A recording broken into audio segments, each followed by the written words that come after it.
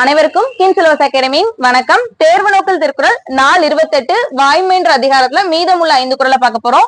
முதல் குறள், பொய்யாமை என்ன புகழில்லை, எய்யாமை எல்லா அறமும் தரும். அதாவது பொய்யாமை அப்படின்ற ஒரு விஷயத்த மட்டும் நம்ம கடைபிடிச்சோம் அப்படின்னா நமக்கு எல்லா அறமும் தானாகவே வந்து சேரும் அப்படின்னு சொல்றாங்க. அடுத்த குறள்ல, பொய்யாமை பொய்யாமை ஆற்றின் அறம் பிற செய்யாமை செய்யாமை நன்று. நம்மளால நிறைய அறங்கள் செய்ய முடியல அப்படின்னாலும் கூட நம்ம பொய்யாமை அப்படின்ற ஒரு விஷயத்த கடைபிடிச்சா மட்டும் கூட போதும் அப்படின்னு சொல்றாங்க.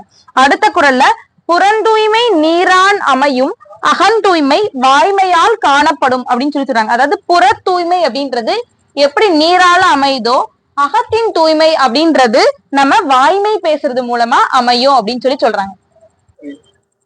இந்த குறள்ல புறத்தின் தூய்மை நீரால் அமையும், அகத்தின் தூய்மை வாய்மையால் அமையும் அப்படின்னு சொல்லியிருக்காங்களா? ரெண்டு விஷயத்த ஒன்னோட ஒண்ணு உவமையா சொல்லி ஓம உருபு எதுவும் பயன்படுத்தாதனால இந்த குறள் எடுத்துக்காட்டு ஓமையணி ஆகுது. அடுத்த குறள், எல்லா விளக்கும் விளக்கல்ல சான்றோருக்கு பொய்யா விளக்கே விளக்கு. அதாவது இருளை அகற்றக்கூடிய விளக்குகள் கூட விளக்காக கருதப்படலனாலும் சான்றோருக்கு எது விளக்காக கருதப்படும்னா பொய்யாமை அப்படின்றதுதான் விளக்காக கருதப்படும் அப்படின்னு சொல்றாங்க. அடுத்த குறள்ல, யாம் மெய்யாக கண்டவற்றுள் இல்லை எனைதொன்றும் வாய்மையின் நல்ல பிற.